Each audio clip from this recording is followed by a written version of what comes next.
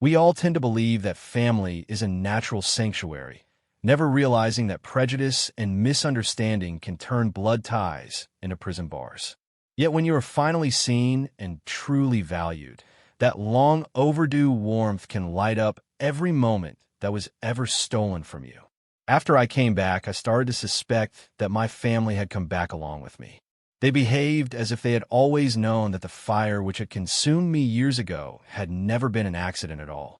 They seemed to have known all along that fraud they had pampered without limit would one day steal the corporation's most guarded secrets, lock every one of us in the basement, and torture us until we died.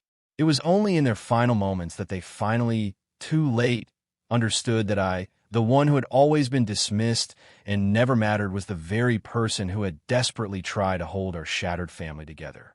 But by then, there was no turning back. And now, all at once, they remembered that today was the day I was originally meant to be cast out of the Morrison household.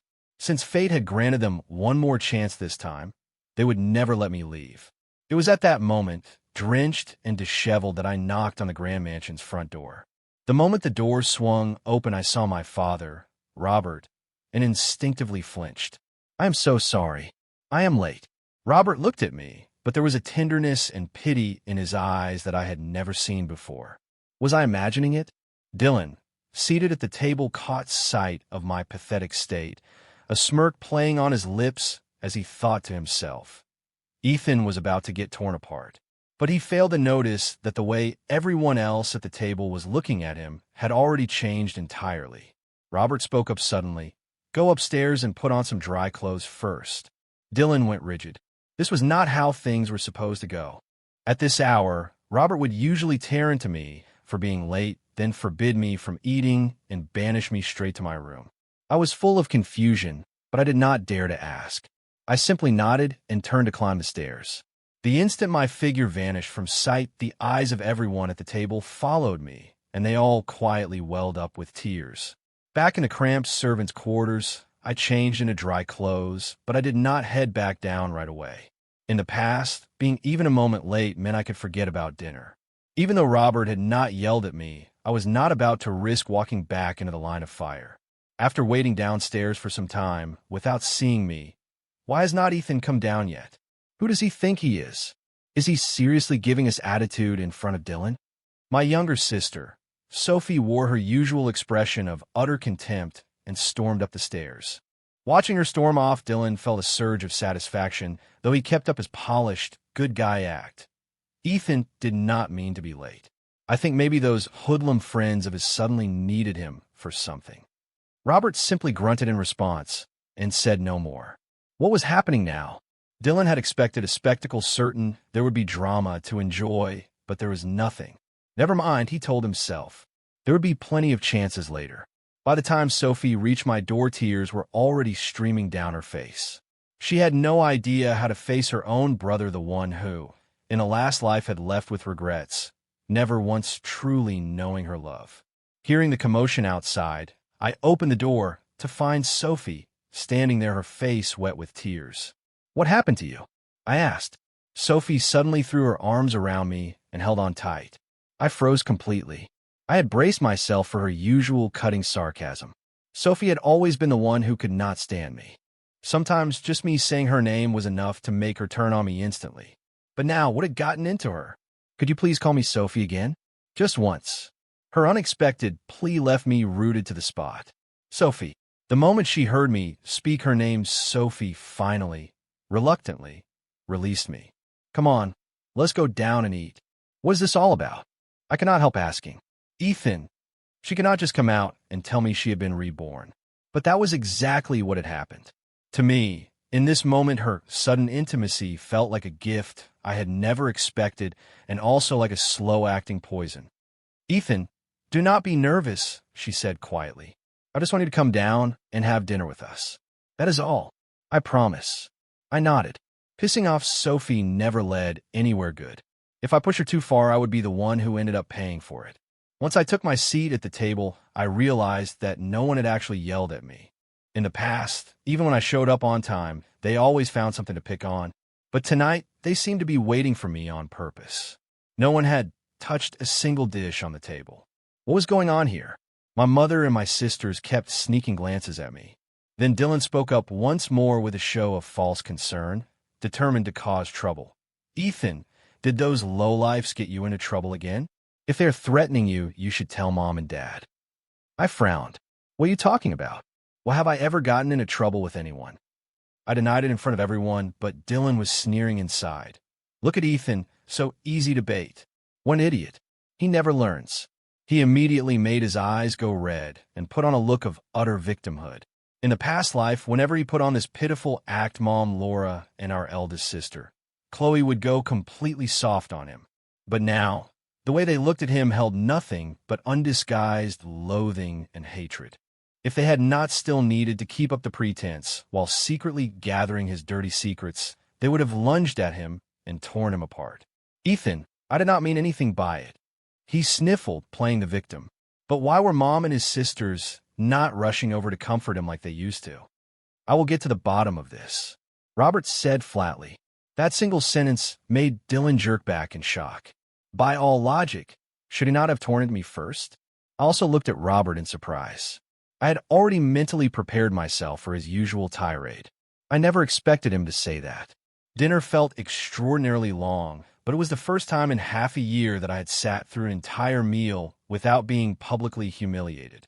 When dinner ended, I was about to head back to my tiny room when Robert called out to stop me. Hold on. Go pack your things. I have had the guest room upstairs made ready. You will move in tomorrow.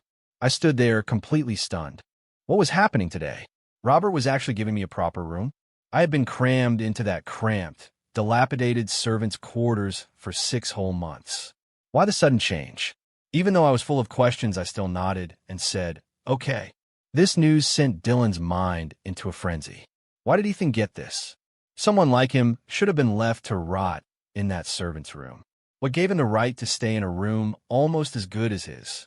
Back in my tiny quarters, I looked at myself in the mirror for a long time.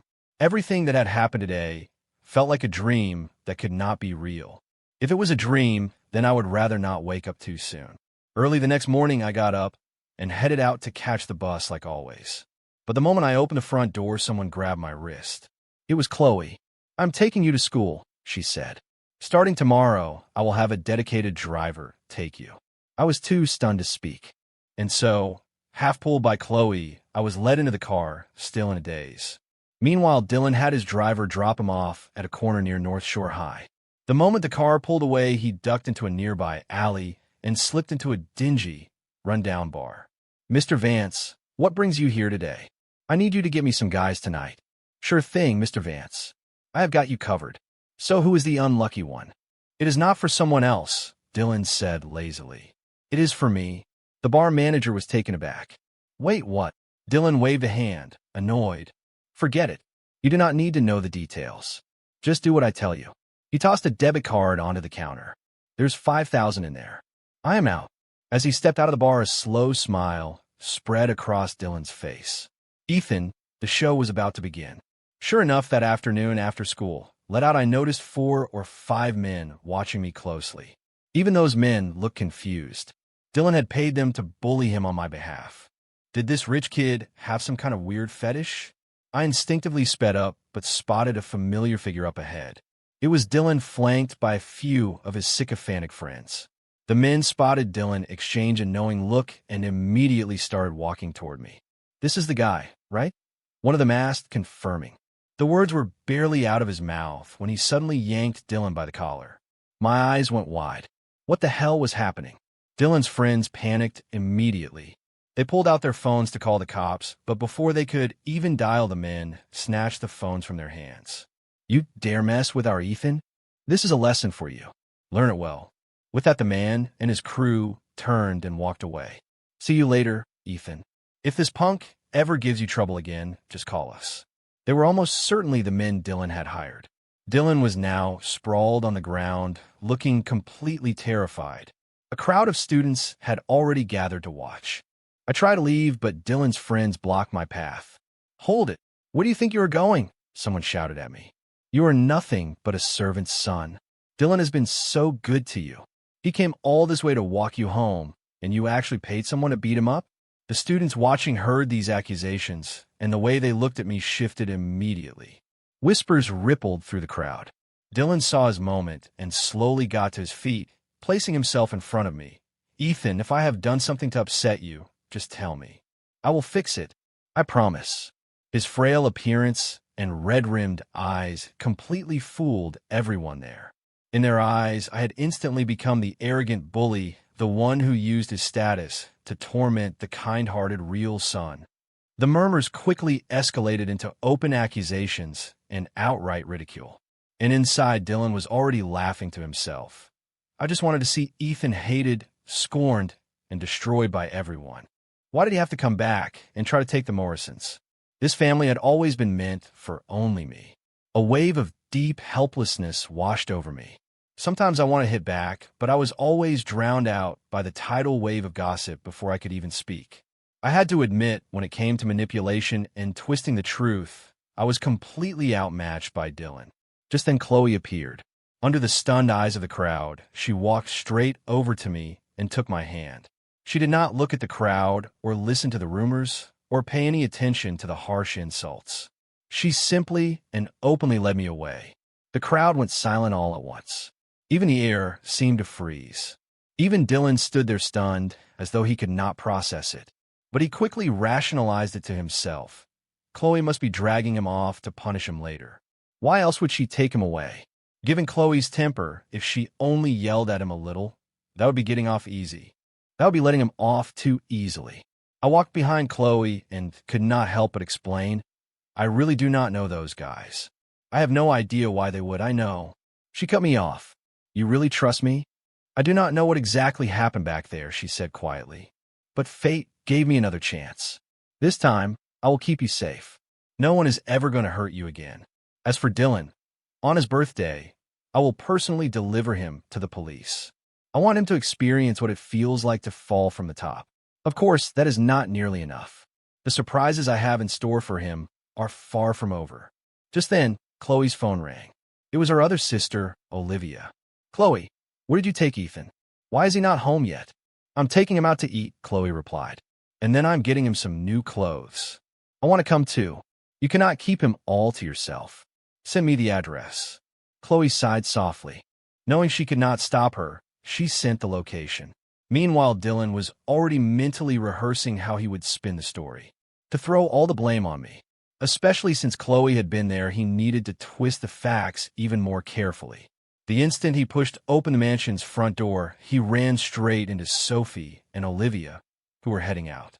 "Olivia, Sophie, where are you two off to?" he asked. "We have something to take care of. Do not worry about it. Just go inside," Olivia said without turning around, and the two of them walked around him and left. Dylan stared after them. Something felt off. When he got back to the living room, Robert set down his newspaper and said flatly, "You are home? Let us eat." Once they were all seated at the table, Dylan realized there were only 3 of them. "Is Ethan not back yet?" The question had barely left his lips when Robert and Laura hesitated for barely a second before regaining their composure. "Do not worry about him," Robert said evenly. "Khloe took him out," Dylan said, deliberately letting his voice quiver. "Dad, can you please not let her be too harsh on him? I do not care what he did to me." Halfway through his sentence, tears slid down his cheeks. Robert and Laura had to struggle to keep their composure. His performance, if they had not lived through it before, would have fooled anyone. Laura played her part perfectly, rushing over with a concerned look to steady him. "Dylan, what happened? Did Ethan hurt you again?" Under Robert and Laura's persistent questioning, Dylan finally put on a show of reluctantly opening up and gave them an embellished account of how I had supposedly bullied him. He told it with plenty of dramatic flourishes. Robert slammed his fork down with a loud crack. He slammed it down onto the table. "That is outrageous." He grabbed his phone immediately and called Khloe. "Khloe, give that little punk a good lesson. Do you understand?" "I've got it, Dad. Do not worry," Khloe replied on the other end. "He is completely out of control now. I will make sure he remembers this." After she hung up, she turned to me. "Ethan, just pretend you did not hear that. When the time is right, I will tell you everything. For now, just do as I say and eat." Hearing this, Dylan was secretly thrilled, but kept a worried expression on his face. Ethan did not mean it. He must have just lost his head for a moment. Robert waved him off. Do not defend him. Your sister will handle that little bastard.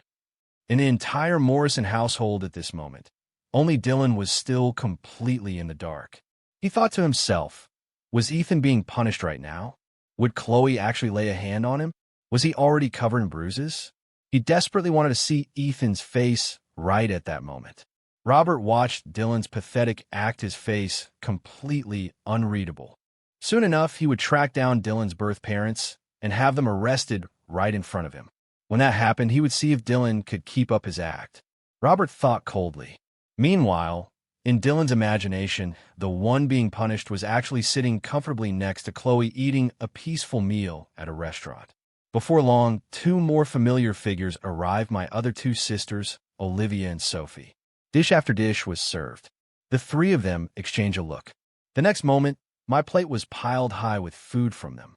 Eat up, Sophie urged. Seeing that the other two had gotten ahead of her in the feeding game, she immediately speared a piece of steak and brought it straight to my lips. She held it right up to my lips. With everyone watching, I was too embarrassed to meet anyone's gaze. For a second, I did not dare open my mouth. But Sophie was undeterred. She would take her time. One bite at a time, she would get it in. I had planned to go home after we ate, but my three sisters ended up dragging me to the mall. As Khloe was picking out shirts for me, her phone rang. Dylan's name lit up on the screen. She took a deep breath and composed herself before picking up. What is it, Dylan? Is Ethan with you? Khloe, please do not be too hard on him. I have already forgiven him. You do not need to make excuses for him, Khloe said flatly. I know what I am doing. I will make sure he learns his lesson. There was an edge of ice in her voice.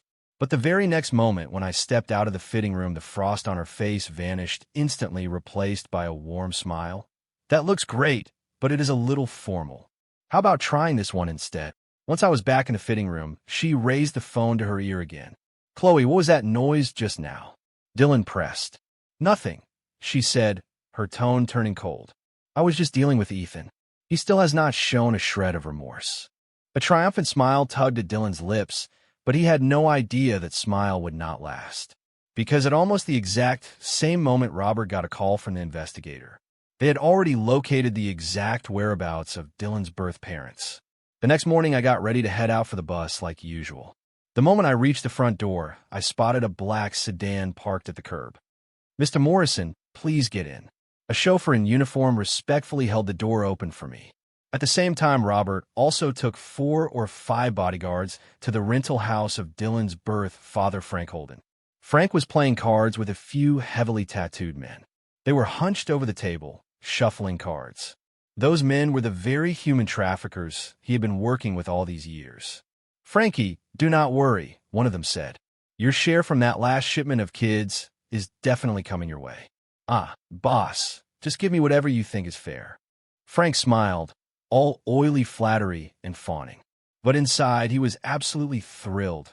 The smartest thing I ever did was to switch my own kid with that rich family's child all those years ago. Now I do not have to lift a finger. My wonderful son sends me over $10,000 every month without fail. Life could not be sweeter. I heard they recently found their real son. For a second, I was worried they might kick my boy out. But guess what? Those Morrisons are dumb as rocks. They treat their own flesh and blood like garbage. It is laughable. I never thought that little runt would actually survive after I dumped him at the orphanage all those years ago. If it were not against the law, I would have sold him for cash a long time ago. But Dylan and I have already figured things out, Frank went on, smirking. We will stage an accidental fire soon. Get rid of that little bastard for good. Then all of the Morrisons' money will fall right into our hands. Just as he was basking in this fantasy, a hand suddenly clamped down hard on his shoulder. Frank spun around and found Robert Morrison standing right behind him, his face as cold as frozen stone. And those friends at the card table had already been subdued by Robert's men and were pinned to the floor, too terrified to move. That afternoon, when school let out, Dylan was waiting for me at the school gate like always. Okay, there is no one else around, I said. You can drop the act now. Ethan, what are you saying? I am just here to walk you home. But he was thinking to himself, Ethan had to take the bus every day. This was the perfect opportunity to humiliate him in front of everyone. But in the next instant, that black sedan pulled up smoothly in front of us. "Mr. Morrison, please get in." The driver stepped out and opened my door. Under Dylan's stunned, speechless gaze, I got straight into the car, leaving him standing there alone. He clenched his fists, his eyes blazing with fury. When I got home, I found the entire family gathered in the living room. I gave a casual greeting and was about to head up, but Olivia stopped me. "Did you not promise that you would come to my studio and keep me company?" "I promised." I blinked in confusion. "Of course you did. Would I lie to you?" Before I could get another word in, Olivia had already grabbed my arm and was tugging me toward the door. But Sophie was not having it. "No way. Ethan is coming with me to voice lessons today." She grabbed my other arm and yanked me back hard. "I am the older sister. Obviously, he should come with me." Olivia shot back without missing a beat. "I am a younger one." "You are older, so you should be the one to give in," Sophie fired back. "Let go of him." I was being pulled from both sides, completely dazed still, trying to figure out what was happening. Finally, Mom Laura stepped in to smooth things over. "Let Ethan decide." The moment she said that, the two of them immediately pressed in on me from both sides, each latching onto an arm. "Ethan, you will pick me, right?" Olivia looked at me with wide, pleading eyes. I was about to nod when Sophie gave me another tug. "Do not listen to her, Ethan. Come to voice lessons with me. One day, you will be as big a star as I am. When we were little, I bought you so much candy in secret. Have you already forgotten?" Olivia sputtered, furious. "That was in a past life," Sophie sniffed. "So, is it going to be?" Seeing that they were about to go at it again, I quickly interrupted. "I have homework to finish today. How about we figure it out tomorrow?" That finally settled them down for the time being. Just then Dylan walked in through the front door. Everyone's eyes turned to him at the same time. The air in the room grew tense. Robert rose and walked over to Dylan. "Dylan, this weekend you're coming with me to the courthouse. It's time you saw how this world really works." Hearing this, Dylan's eyes lit up brightly. He could barely suppress his excitement. When Khloe was in high school, Robert had never offered her this kind of opportunity. What did that mean? It meant Robert was placing more and more value on him and was grooming him as the future heir of the Morrison family. "Okay, Dad, I understand." He tried to appear calm, but he could not hide the elation spreading across his face. Robert watched him with a blank expression, but inside, he was thinking, when Dylan saw who was sitting in the defendant's chair, he had better still be able to smile. As Dylan walked by me, he gave me a smug, mocking grin. In his mind, so what if Ethan was the real son? In the end, everything the Morrisons owned would still end up in his hands. The next morning, I woke up out of habit, ready for school, only to realize halfway through that it was Saturday. Just then, a knock came at the door. I opened it and found Dylan standing there in a crisp suit. "Ethan, Dad is taking me to the courthouse today." Before he could finish, I slammed the door in his face. Dylan stared at the shut door and sneered coldly. I just wanted to see him lose his temper. That was enough. Once Robert and Dylan left the house, fell quiet again. With some rare free time, I figured I would go out for a stroll. But the second I opened the door, I found Sophie standing right there. "How did you?" I began. "Did you not say that today I was going to teach you voice?" Before her sentence even ended, my vision suddenly swam and all the strength drained from my body. My legs buckled and I fell. In the instant before darkness swallowed my mind, a memory buried for years came flooding back and finally stopped in a blazing inferno. At that same moment, Dylan followed Robert to the courthouse in Chicago. "Dylan, take good notes from the gallery," Robert said. "After the proceedings, I want you to tell me what you learned." "Yes, Dad, I will." Robert shot him a glance of faint, almost imperceptible smile curving at his lips. Let's see how long this little bastard kept that smirk. He had better still be smiling an hour from now. They had barely sat down when the trial officially got underway. The police had already gotten one of the traffickers to confess and reveal the entire Chicago trafficking ring's headquarters. A subsequent raid wiped out the entire network in one fell swoop. This operation had happened a full 6 months earlier than the last time, meaning that many more children had been saved before they could be hurt. A line of defendants was brought in one after another. Dozens of reporters frantically scribbled notes on their pads. This was the city's biggest headline case. Dylan picked up his pen, ready to carefully record the proceedings. But when the final defendant was led to the stand, his pupils shrank. The man was his own birth father, Frank Holden. Dylan went rigid, as though every ounce of strength had left him. Robert did not miss his reaction. He thought coldly. "What is it?" he asked flatly. "I am fine." Dylan managed to choke out. He struggled to keep his voice steady. "Then focus on your notes." Robert turned his gaze away, as though giving him some room to breathe. Seeing that Robert did not seem suspicious, Dylan let out a quiet breath of relief. It looked like Robert had no idea that the man on the stand was his birth father. That made sense. If Robert had known the truth, he would have lost it by now, and he would not have brought Dylan here to watch this. This had to be a coincidence.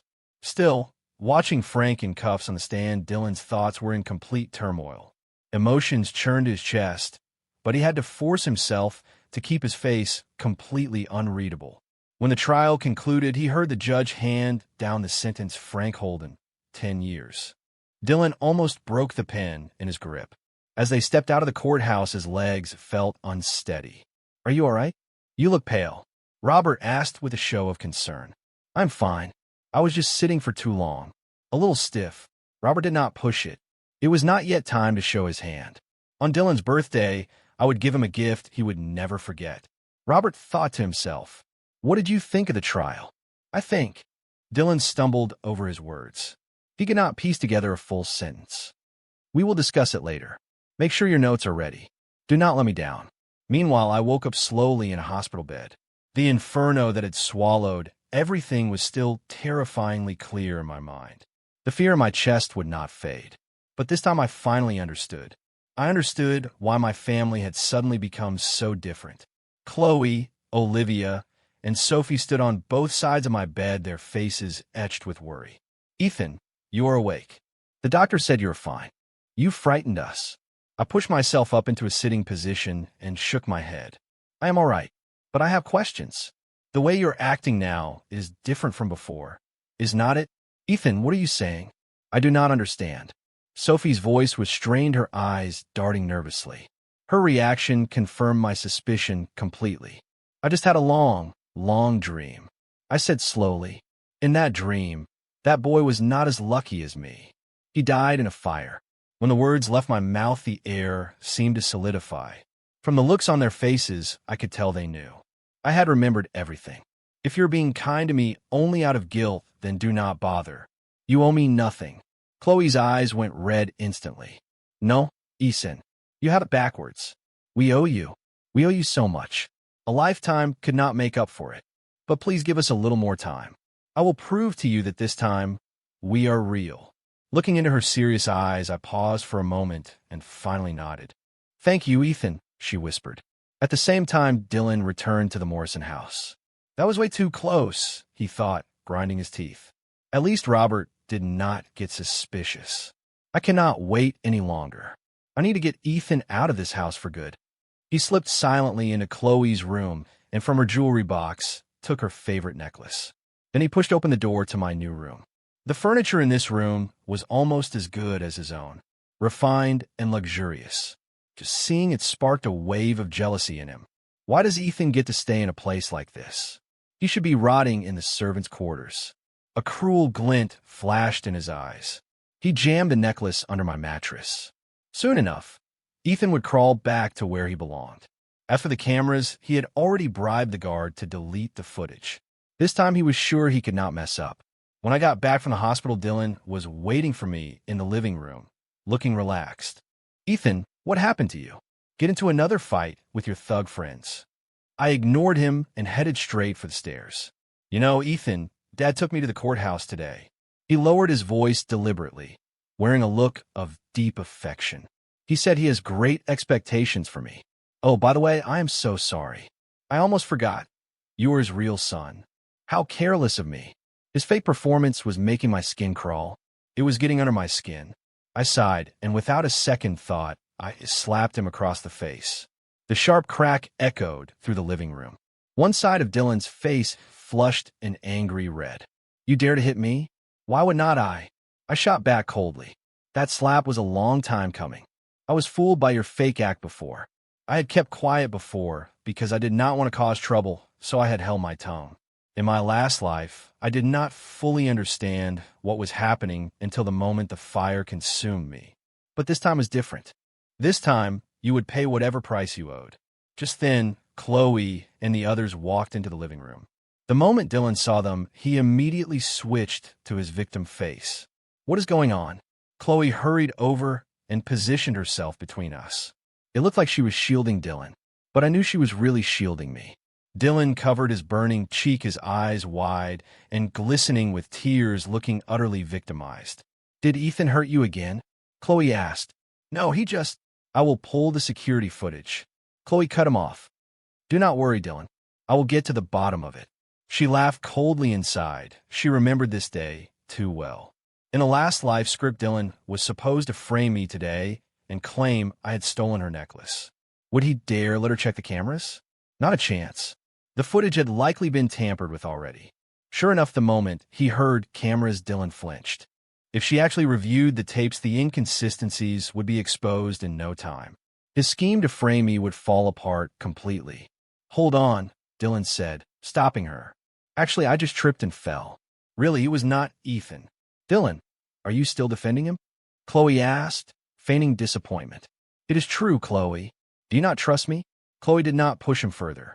Seeing her back off, Dylan let out a quiet breath of relief. He watched my back, a cold, vicious smile curling at his lips. Just you wait, Ethan. Let's see how long you stayed so pleased with yourself. Back in my room, I had just started putting things away when Khloe slipped in. She scanned the room briefly and quickly pulled the necklace out from under the mattress. Pretend you did not see this, she said in a low voice. I will handle the rest. And with that, she left. A few minutes later, there was another knock at the door. This time it was Dylan. Ethan, have you seen Khloe's favorite necklace? I could have sworn I saw you hovering outside her room earlier. Khloe stood behind him, her face icy cold. Dylan had no idea that the necklace had already been slipped into his own pocket by Khloe. Dylan, are you sure you saw Ethan in my room? Khloe asked. Dylan gave a timid glance in my direction, as if afraid I would hurt him for telling the truth. Do not be scared, Khloe soothed. I am here. Ethan will not hurt you. I already had a pretty good idea what Khloe was up to. So I leaned back against the door frame and watched Dylan keep up his performance. Ethan, I think I saw you take something, he said vaguely and ducked behind Khloe. You're sure it was him? Khloe pressed. Dylan began to feel uneasy. What was happening? Why was Ethan not sweating? By now, he should have been frantic. But he had already gone this far, he could not back out now. Ethan, that necklace is really important to Khloe. He forced out a few tears, putting on a face of concern and hurt. Go ahead and search, I said flatly. But if you come up empty-handed, do not expect me to be polite about it. Hearing me agree to the search, Dylan was thrilled inside. What an idiot. Did you really think I would set you up without being completely prepared? How naive. It was almost laughable. I leaned against the doorframe, watching him go through the motions, of faint, knowing smile on my lips. He was putting on quite a performance. He made a show of searching the room from top to bottom and finally slipped, landing right beside the bed. A flicker of triumph crossed his face. He reached under the mattress. Let us see what you had to say now, Ethan. But when his fingers reached the spot where the necklace was supposed to be, there was nothing. He went rigid. Thinking he had gotten the spot wrong, he ducked his head under the bed again to get a better view. But the more he searched, the colder he felt. It was empty. Well, did you find it? I ambled over and asked. My hands were practically itching to hit him. That is impossible. So is it there or not? Dylan was struck dumb. He had no choice but to swallow his rage. He slowly pulled himself up. I am sorry, Ethan. I was wrong. I falsely accused you. You can punish me however you like. As he said this, tears began to well up again. As long as Khloe was there, Ethan would never lay a hand on him, no matter how angry or wronged he felt. This move had worked for him countless times before. But before the thought even completed, the sharp crack of a slap rang out in the room. Dylan stared at me in shock.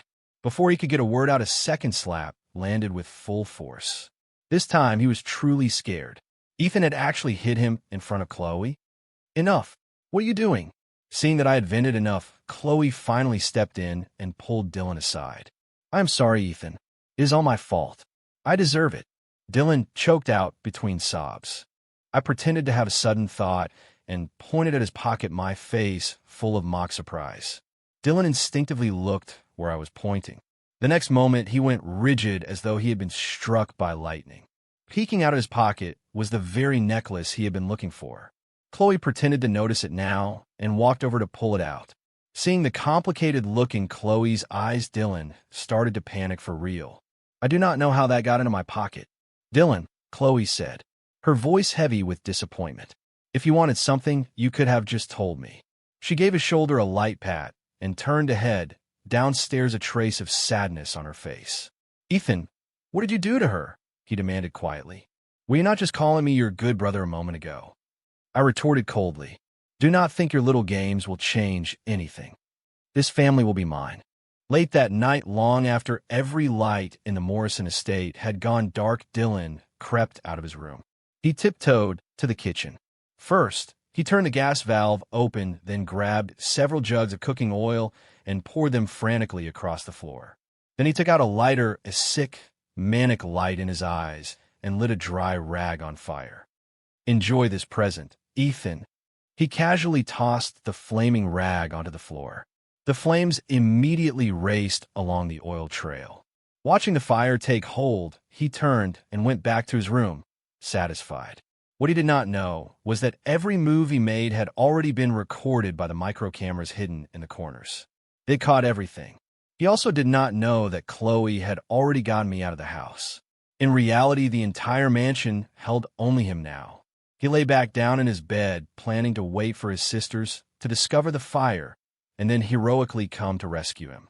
Meanwhile, outside the estate, Robert and the rest of the family had already begun to sense that something was off. Where is Khloe? Laura asked suddenly. Those words landed like a hammer blow to my chest. I realized with a jolt what Khloe was about to do. I sprang up instantly and ran like a madman toward the mansion. The others all stood frozen and could only watch as I ran straight into the burning building. No one could catch me. I left their shouts behind me. My mind was a blur. I knew exactly what Khloe was planning. I could not let her throw her life away for that monster. Sure enough, I saw her at the end of the second-floor hall. She was standing in front of Dylan's door, calmly pulling a key out of her pocket and sliding it into the lock. What he had done to us was nowhere near enough. Nowhere near enough. Her expression was eerily calm, but her eyes held a nearly manic glint. The moment she was about to twist the key, I lunged at her and wrapped my arms around her. Khloe, stop this. Please. He is not worth ruining your life over. Let me go, Ethan. Her voice was ice cold. Get out now.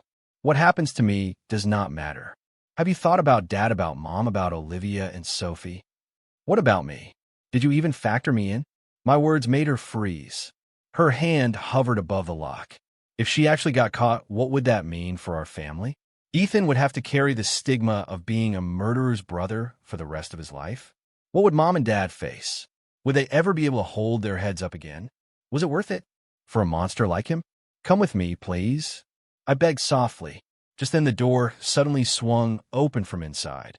Dylan had been waiting for what felt like forever, but no one had come to rescue him. The fire was raging stronger by the second. If he did not get out now, he would really be trapped inside. He yanked the door open. He saw two people locked in an embrace at the door with a key inserted in his own lock. He went completely still. Even he understood that the truth was out. Fine, he sneered viciously. He stopped pretending. Since you both already know, then do not blame me for what happens next. He shoved us both back into the room, slammed the door, and turned the key with a sickening click. The key broke off inside the lock. All of you, he screamed. The thought of being played for a fool all this time made him want to take everyone down with him. Let them all die in this house today. Then he would still be the sole heir of Morrison Industries. All of the family's fortune would still end up in his hands. He sprinted wildly toward the kitchen, ignoring the thick smoke billowing around him. Like a cornered animal bent on dragging the entire house down into hell with him. It was only then that I fully grasped how serious things were. I kicked the door with everything I had, but the door was solid oak. I threw my full weight against it and only left a few tiny dents. "I am so sorry," Khloe sobbed, her breath hitching. "This is all my fault. If I had not come back, it is not your fault," I ground out. "I was too careless. I did not think he would go this far off the deep end." I looked around, and my eyes landed on the massive floor-to-ceiling window. "We cannot get out through the door. Then we go through the window." I grabbed the heavy vase off the table and hurled it at the glass. The vase exploded into pieces, but the glass only spiderwebbed with cracks. I refused to give up. I grabbed a chair and swung it with every ounce of strength I had. A deafening crack, and the glass finally exploded outward, leaving a gap just big enough to squeeze through. "Now grab onto me and jump," I shouted. At that same moment, Dylan had already reached the main gas valve. He had lost his mind completely. His face was contorted beyond recognition. "Everything the Morrisons have is all mine. All of it. It is all mine." Then a blinding white light exploded. In the split second before the light consumed him entirely, what flashed through Dylan's mind, what was it? Was it regret? Regret for being so foolish, regret for twisting open that valve with his own hands? Or was it hatred? Hatred that I had returned and barged into the life he had stolen? Or maybe it was the lightness of finally being free.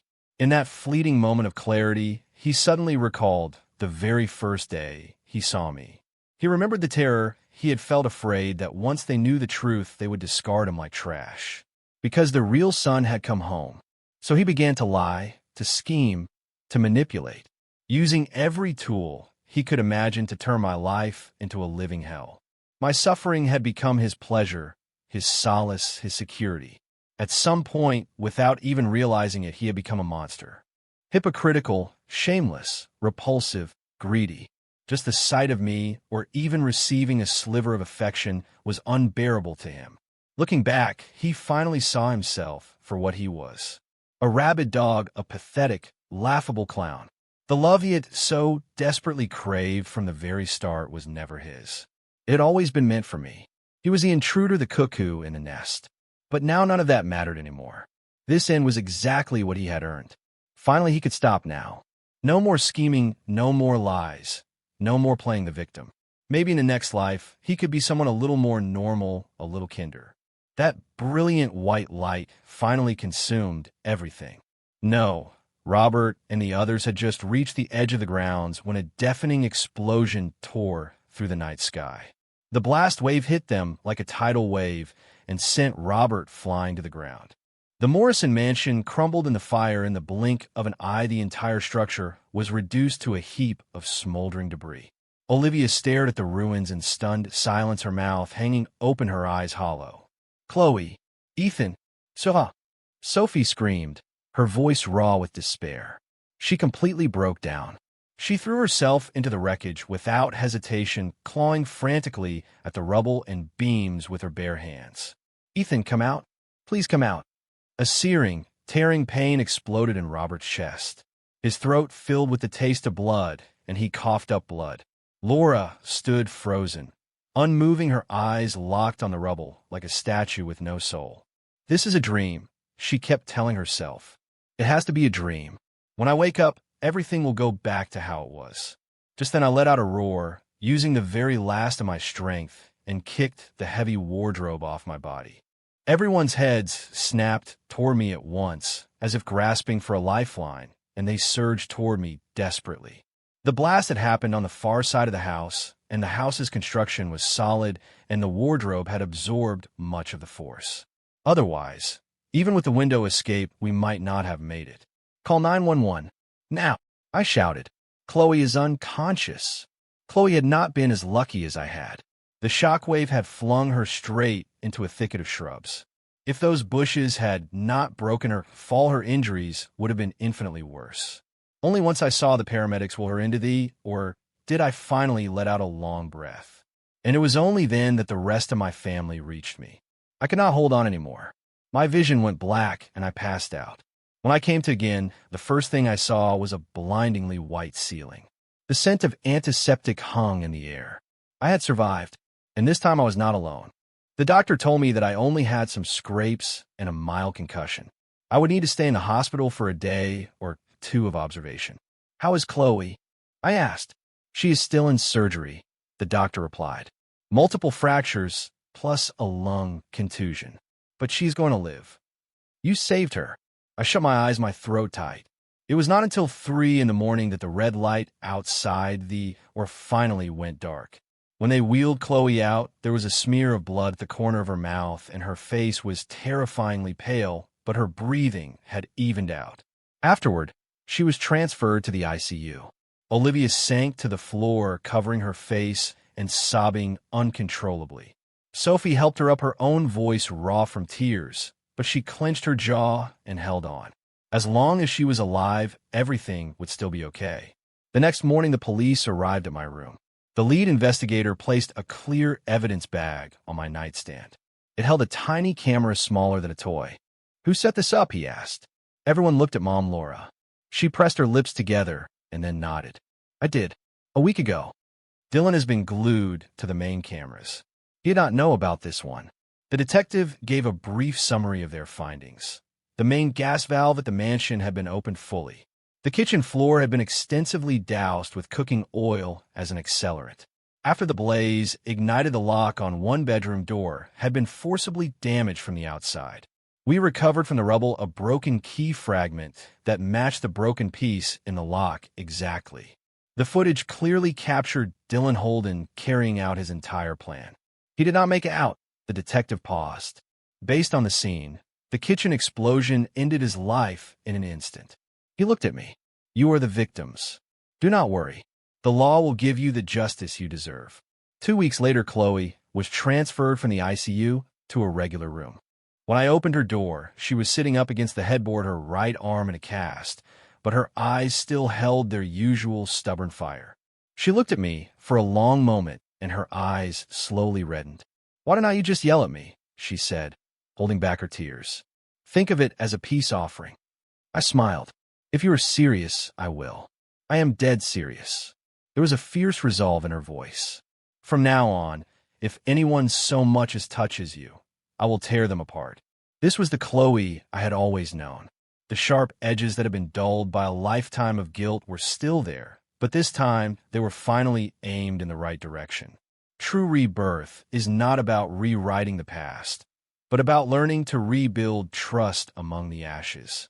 The ones who once wounded you will become the yardstick by which you measure genuine hearts against hollow ones, and they will show you exactly who deserve a second glance and who should stay buried in yesterday.